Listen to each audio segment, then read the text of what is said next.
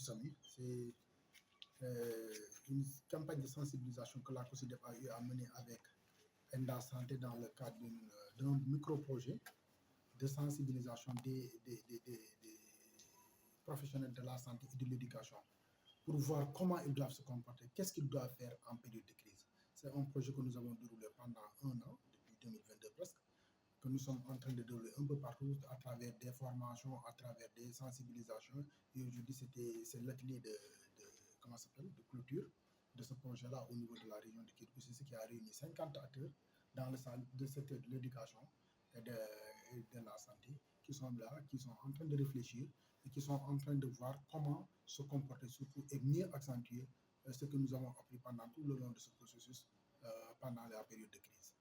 Éducatif, vous savez, vous n'êtes pas sans savoir que nous avons vécu en 2020-2021 une crise à Covid-19. Déjà, la première mesure que les autorités avaient prise en ce temps, c'était de fermer toutes les écoles.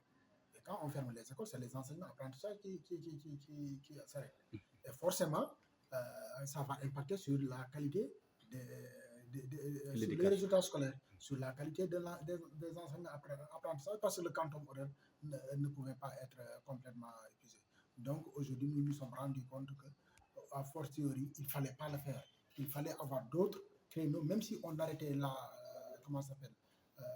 l'activité présentielle, on pouvait continuer à faire des enseignements avec les outils de communication et d'information éthique. La recommandation qu'on peut retenir, c'est d'abord de renforcer la communication et revoir le style de communication, la méthode de communication. Parce qu'avec le Covid, la communication était un peu agressive. Les gens l'ont constaté et c'est ressorti dans les analyses. Et par rapport à ça, donc ça nous permet de revoir maintenant la communication, le système de communication, mais aussi de voir les acteurs qui sont appropriés pour faire la communication. Donc ça nous a permis cela. Et par rapport à cela, on va essayer de voir, d'impliquer tout le monde dans le cadre de la communication. Parce qu'actuellement, si certains gens gèrent la communication, ça peut fausser. Donc il faut une implication surtout des communautés dans le cadre de la communication.